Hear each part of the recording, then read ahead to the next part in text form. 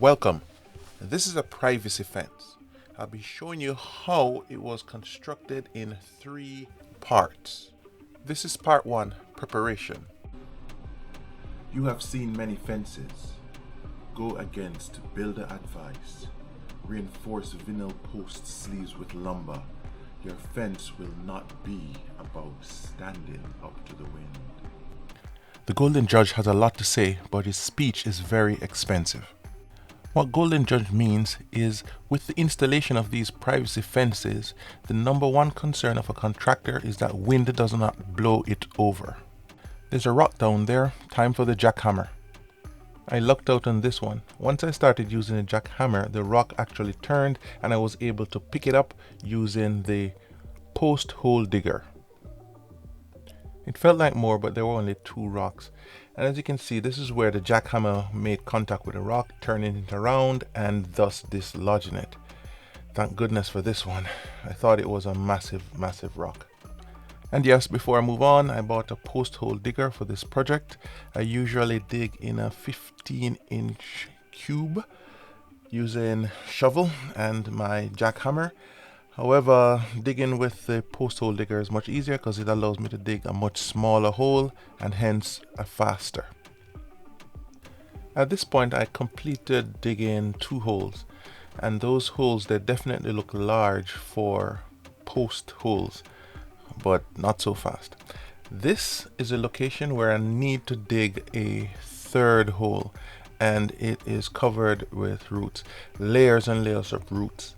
I did remove some of the roots so far, but I have a long way to go. To cut through the roots, I'm using a reciprocating saw with a pruning blade attached. It's corded, it's very powerful. I have to be careful because if the front of the blade bumps into anything, it will bend the blade. It is now time for me to prepare the fence posts. Now, this lumber is about 6 by 6. The post sleeves, which are the plastic parts, are 5 inches by 5 inches. I have to cut the posts down. Now, these are pressure treated posts. I'll be cutting them down to size, and then I'll use the cutoffs to build another form of post insert. I use this method for 2 posts.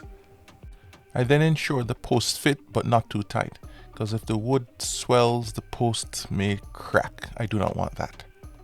The post sleeve had various openings, and since I inserted a solid piece of wood into the post sleeves, I have to now cut out portions of that wood. What I did in this case is drill some small holes, and then I proceeded to use a chisel to remove the remaining excess. It is important to chisel past the post sleeves, not just straight down, but actually cut beyond the post sleeve. This opening is for concrete to flow into the post sleeve.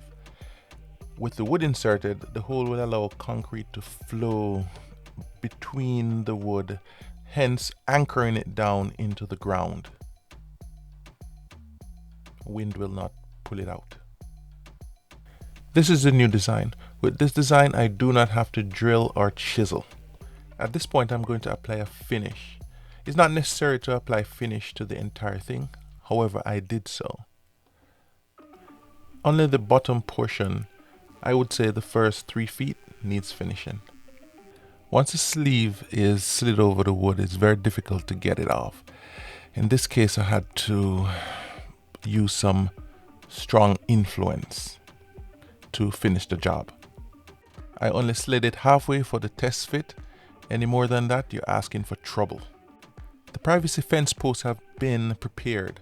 There's one final step of preparation. However, it has to be done when the posts are going to be installed with concrete, and that is placing rocks at the bottom and leveling the rocks. When I place the post inside the hole, it should stand on its own and not fall over. And then I'm able to adjust it to where I want it to be and pour the concrete and make minor adjustments just to get it back exactly where it should be. But the takeaway is, once I put the post in the ground, it stands on its own. All right, I'll see you on the next one when I install the posts.